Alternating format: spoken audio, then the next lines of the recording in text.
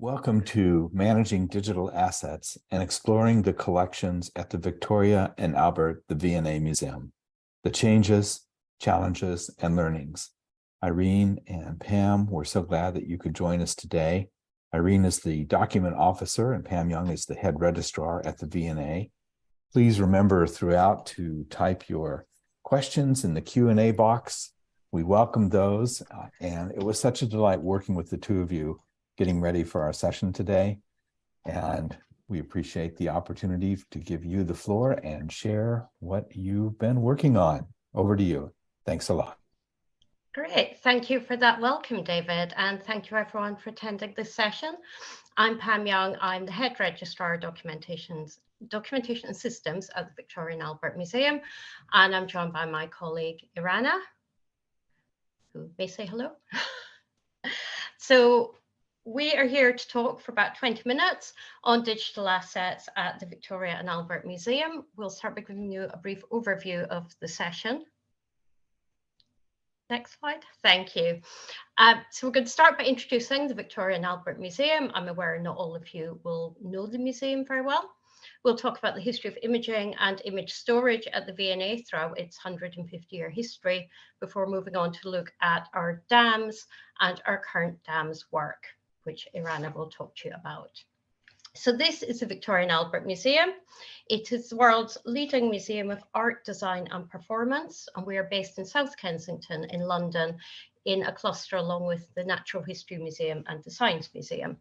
Over the next 3 years, we will also have other sites opening in East London, with Young V&A opening this summer, V&A East Storehouse in the Olympic Park opening next year, and V&A East Museum also in the Olympic Park opening in 2025. We also have the V&A Wedgwood collection in Stoke-on-Trent and links with V&A Dundee up in Scotland. The V&A was founded in 1851 following the Great Exhibition in Hyde Park, and it was first known as the Museum of Manufactures, which opened to the public in 1852. It became the South Kensington Museum in 1857 when it moved to its current site from Marlborough House and was renamed the Victoria and Albert Museum in 1899. We hold diverse collections from over 5,000 years of human history. There are over 2.8 million objects, archives and books in our collections, and these include watercolours by Constable, some theatre costumes, including this one from Wicked. We have historic jewellery, such as this coronet worn by Queen Victoria and designed by Prince Albert. We have dolls' houses from Japan. We have Islamic ceramics. We have paintings by contemporary artists being purchased for V&A East. We have more contemporary jewellery, such as this finger ring worn by Beyonce. We have comic books from the 20th century. We have born digital objects, such as this Flappy Birds app. We have entire room sets salvaged from historic buildings and now reconstructed in galleries, and fashion collections, such as this example of the new look by Dior. And that is just a small taster of what we have. Next. So the earliest acquisition made for the V&A, which we still have possession of, is object number 1. It's this design for mural monument. It was acquired in the late 1840s, before the V&A itself was founded, when a committee was considering the foundation of an art museum, which didn't spring into action until after the Great Exhibition. And our most recent acquisition is this one, FE20 2023. It's a scholar's rock from 19th century China, and it was gifted to us only last Tuesday. And it will be going on exhibition this spring in an exhibition all about scholars' rocks and similar objects. So in terms of collection images and photography, the Victoria and Albert Museum was the first museum worldwide to have a photographic service when Charles Thurston Thompson was appointed museum photographer in 1856, so very early in the history of photography. Many of the 19th century images of our collections are now considered collection items themselves. So these early photographers took images of our collection. Charles Thurston Thompson himself took over 10,000 negatives in a 10-year period. and they have now been accessioned into our collections or our archives. For the first 150 years of our history, all those images were analog. They were glass plate negatives and then film.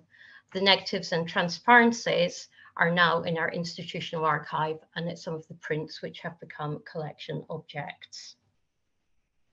And included here is what you see on the right of the screen is what is known as a guard book. These are prints of all the photos that were taken by photographic service, and the images in them were used primarily for teaching purposes, and copies were sold to the public and also to art schools. And this was due to the V&A's founding principles of education and being a source book for all, rather than as the idea of a cabinet of curiosities or treasure house for the world, as some museums of the period were. The move from analog to digital image creation in the V&A was made in the mid-2000s in the photo studio and beyond across the museum. And it quickly became obvious we needed somewhere to store these images. So our first DAM was called VADAR, or the V&A's Digital Assets Repository. That was procured in 2005 and was initially expected to store a maximum of 2 terabytes of images, or approximately 90,000 digital assets. Previously, our master digital images were stored on 2,700 CD-ROMs kept in the photo studio, with smaller online images in a digital image arena for use on our website and picture library and licensing services. VADAR was supplied by our CMS supplier and fully integrated into the collections management system from the outset. And this on the right is what it looked like. It was very grey. Next. So by 2015, VADAR was very much out of date. It was 10 years old. It had no ability to store non-image files, such as audio files, GIFs, or video. It had very poor search functionality. It was very difficult to find non-collection images because it was based around the collections management system. And crucially, as we began to collect born digital, it had no digital preservation functionality. So a browser-based DAMS was procured in a procurement process managed by the Collections Management Department and Technology Department, along with stakeholders from across the museum from whom we gathered user requirements, including curatorial, press and marketing, photo studio, licensing, learning, conservation, and others. And it was integrated with CMS and explored the collections. The DAMS went live in January 2018. And it now holds around 1.87 million assets, over 99 terabytes of data, so a lot more than expected previously. The migration was managed by Collections Management, and for over a year we ran the 2 systems in tandem, migrating image batches from VADAR into DAMS overnight when our servers were quiet. This allowed us to continue ingestion of new assets into DAMS while data cleaning and getting rid of duplicates from VADAR, and managing some metadata as well. We now have the DAMS fully operational. We, in Collections Management, manage the system. We liaise with the supplier over the development roadmap and carry out all DAMS training and support. So I'm now going to hand over to Irene, who will tell you all about our current and future work with DAMS. Hi everyone, so I'll speak briefly about the current state of the DAMS at the V&A. Thank you, Pam. So our DAMS holds digital assets of objects, archives, documentation, event footage, and the number of which currently stands at just under 1,900,000. And the system stores professional photography images of objects, X-rays, audio, video files, PDFs, and zip folders, which are mostly conservation documentation, but also photos of learning, members, development events at the museum, and so on.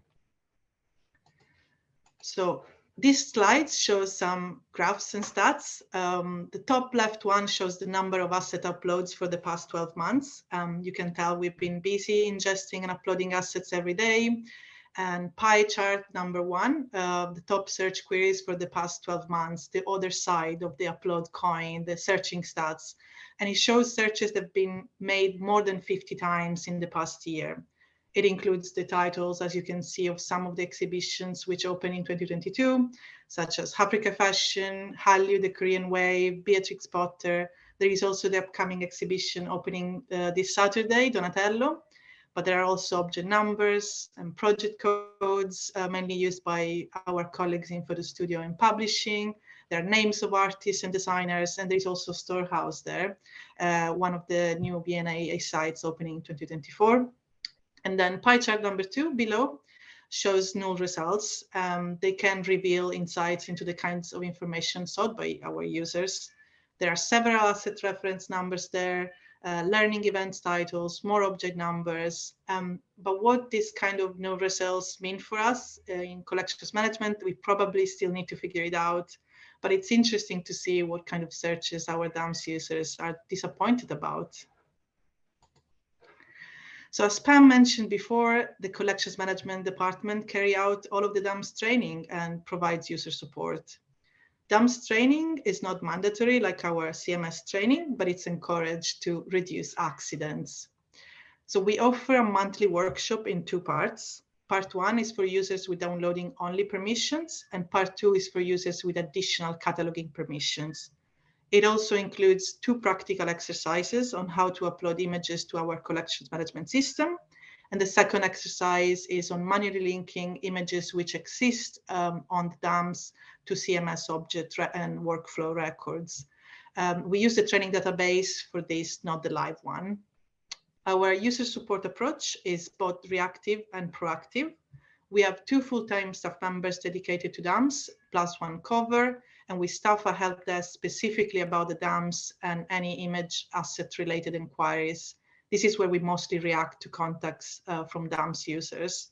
And whenever we encounter a new feature that is useful for a certain user group, we proactively then suggest it to others as well. In addition to general support and training, from last autumn, we started offering collections management surgeries, which are basically ad hoc 15-minute long sessions focusing on certain questions or problems that users are facing. And 90% of these requests have been about DAMS so far, which shows the level of interest about this system. 2022 was the year that we onboarded 80% of V&A staff to a new user interface from the same supplier of the DAMS, which is called the DAMS portal, or simply the portal. Initially, the supplier was going to deliver the onboarding directly themselves, but then we decided it would have been easier for us in collections management to facilitate these sessions in-house. We delivered the onboarding on Microsoft Teams, and this gave us enough flexibility to be able to onboard about 70% of the DAMS users in less than 6 months. We started with identifying 5 user groups across over 20 teams and departments, and then we started training the heaviest users. So us system admins in CMD, and then Photo Studio colleagues and digital media colleagues. Then we proceeded to onboard collections conservation staff, commercial, development, learning, marketing, visitor services, and so on. And these sessions lasted between 45 minutes to 1 hour, and we tailored them to the function most utilized by said user groups. So searching, downloading, ingesting, cataloging, and creating lightboxes. We delivered over 30 sessions between summer and winter 2022. We created a system for recording feedback on the portal from each user group. We identified trends, and then we are currently prioritizing requests for the supplier before we officially launch the portal museum-wide in spring 2023. So let's talk challenges. These are 3 challenges or challenging questions that came up more frequently in the past 12 months. So why do we need DAMS? I bet you all heard this question before. So some users don't understand why we have a digital asset management system separated from CMS. So training for us became not just an opportunity to teach skills to users, but also a space where we champion the digital asset management cause. We always take time to explain why we have 2 systems working alongside, and we highlight that we do it in order to present the collections online on the V&A Explore the Collections. So second challenge, non-collection versus collection staff. So while CMS users all use DAMS, the other half of our DAMS users do not even have access to CMS. and they use DAMs mostly for downloading images and accessing visual and audio content.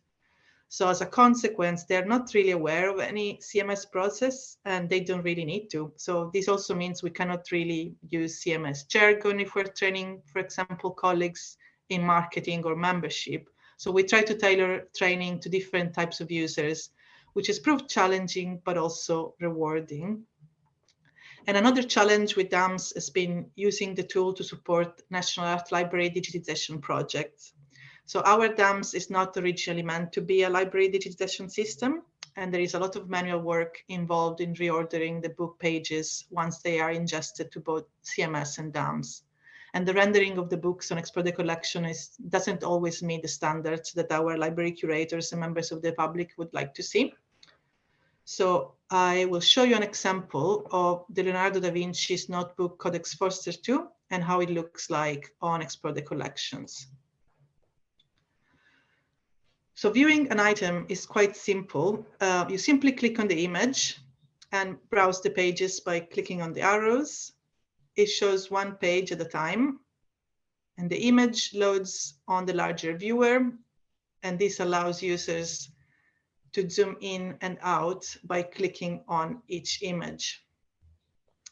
So in this viewer, it's not possible to pull up all the thumbnails of all of the images which are linked to the object in a grid formation, for example, which would make items easier to find. And also what's missing is the metadata for each page, which is not visible in this view, information such as the folio number, which is available from our DAMS record, but not pulled through.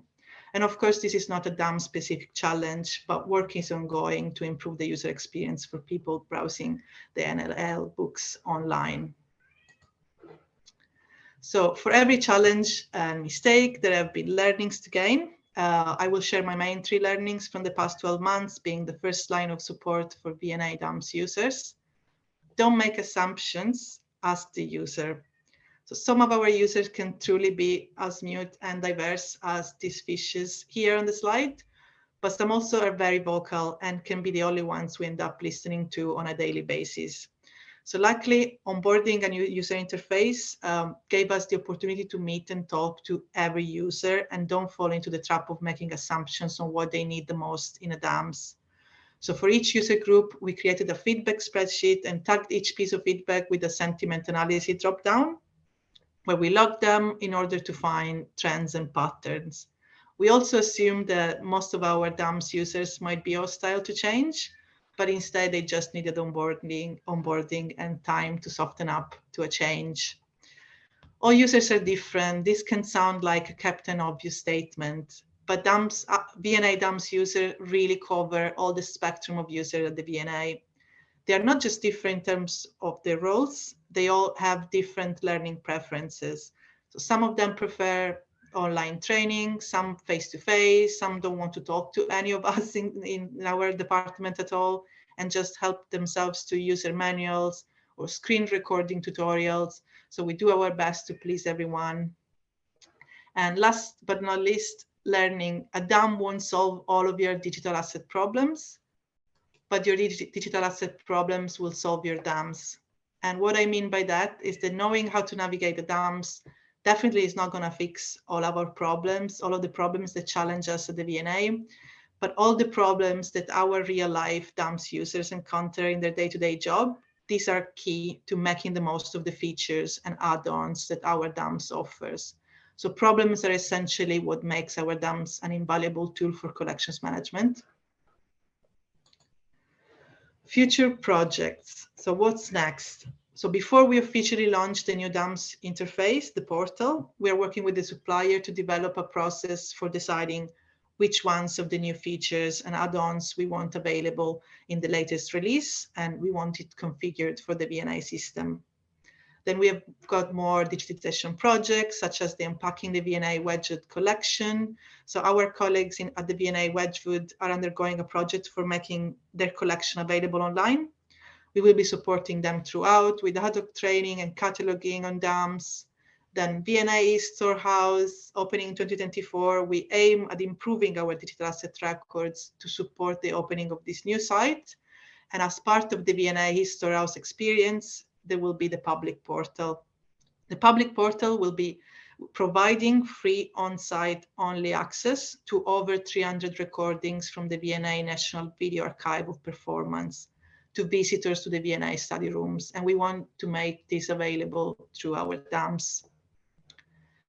Other digitization projects, NAL book, video resources, the Royal Photographic Society digitization, and watercolors, all of these projects will require a fair amount of data cleaning. So we are always on the lookout for opportunities to improve our digital asset metadata.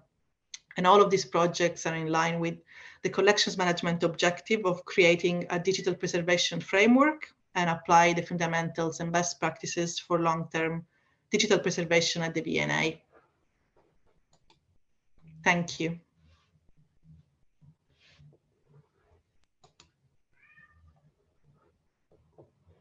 Irene and Pam, thanks so much for that. What a fascinating journey to be able to listen to and hear about a current waypoint on it. Pam, you had an interesting note come in from Stacy Savtoski, I'm sorry if I'm mispronouncing her name, who said, in 1991, I was your first intern in the loans unit and registration. One of my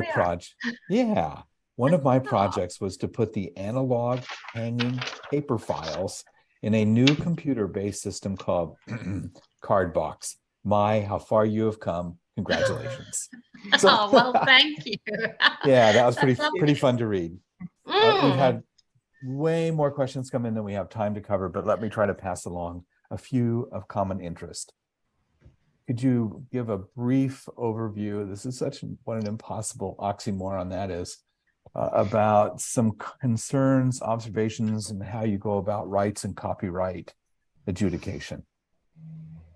Oh my goodness. The simple answer is no, I don't think I could give a brief overview at all. Okay, well then we'll move on. We do a lot of rights management work at the V&A. We hold rights information on our object in our CMS and also in our DAMs. We try to gather rights information at the point of acquisition for new acquisitions, historic objects. We have to dig a bit deeper.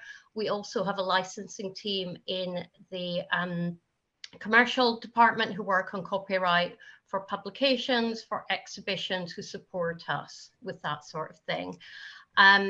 In terms of sort of having all the copyright, we have our CMS set up with specific fields about whether something is in copyright, how it can be used, what agreement has been given by the artist or copyright holder.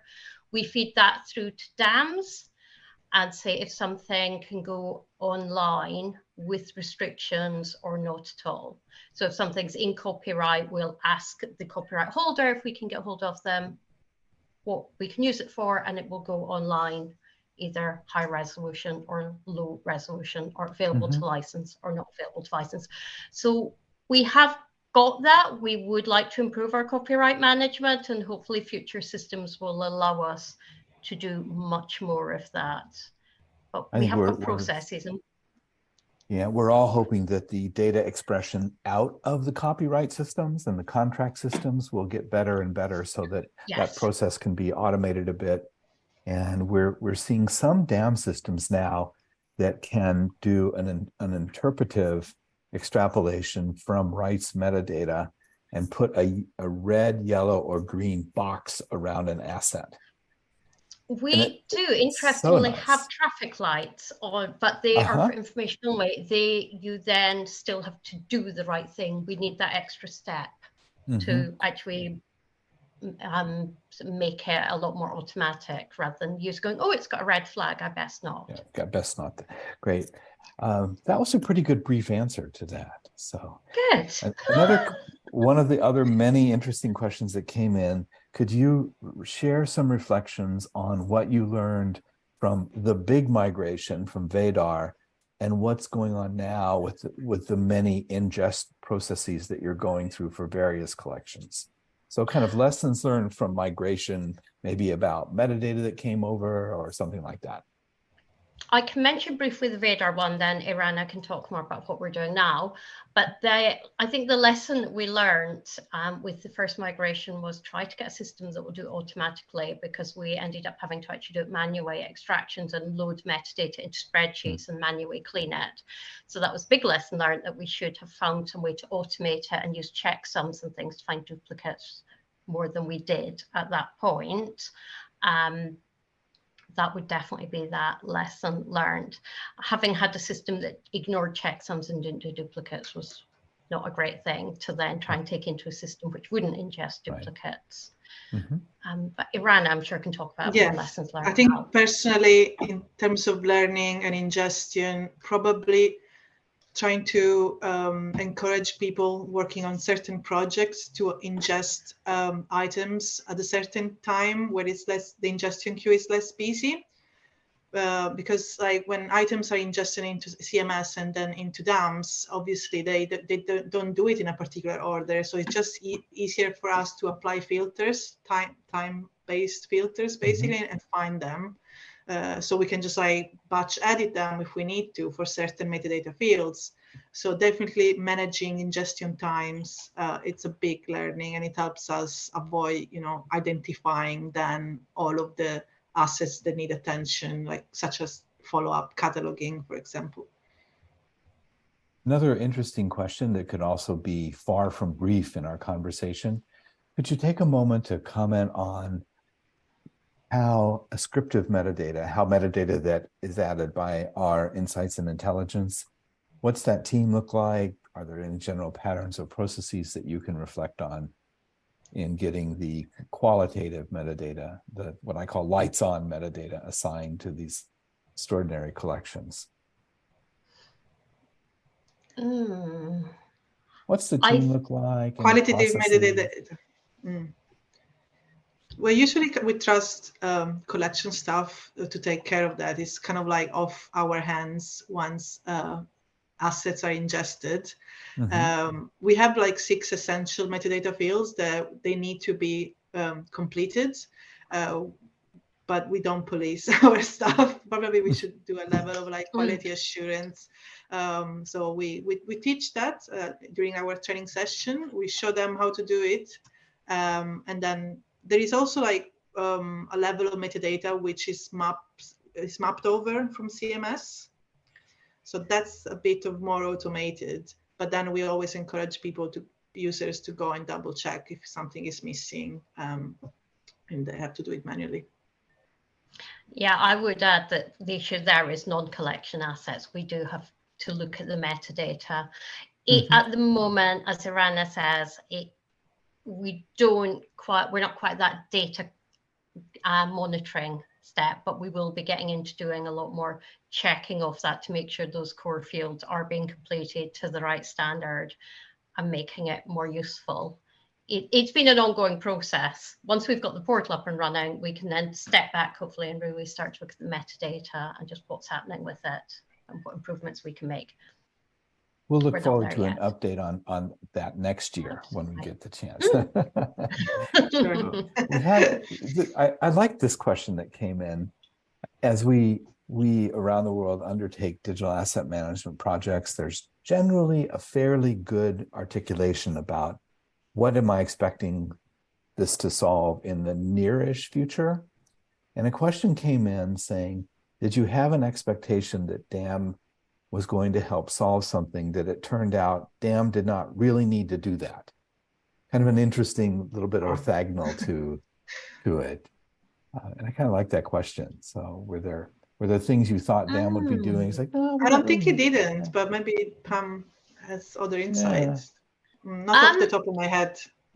I can't think of anything straight off that it solved that we decided it didn't. There were some things around image licensing, which it turned out we didn't need to do through DAMs. They had processes outside of it, and I think they thought DAMs would solve things that actually it didn't need to come too near to. But we had so many problems, to be honest, as we were migrating, that I think we really looked at the wins rather than what it didn't happen. No, I haven't got an answer off the top of my head for that one, I'm Yeah. afraid. Yeah, it's an interesting question. It's very And- interesting. Definitely. One. Yeah. Creative Yeah. question. So I'd like to end with a question that that sort of joins two things that came in and what you just said, Pam. What have you done to celebrate the wins and to socialize success so that DAM becomes kind of a commonplace discussion in the environment and in the psychology of executives? And Sure. So we are using DAM a lot now across the museum. When we had the old system, it was very much controlled by collections management, and you had to be sort of initiated into it. It was not user-friendly.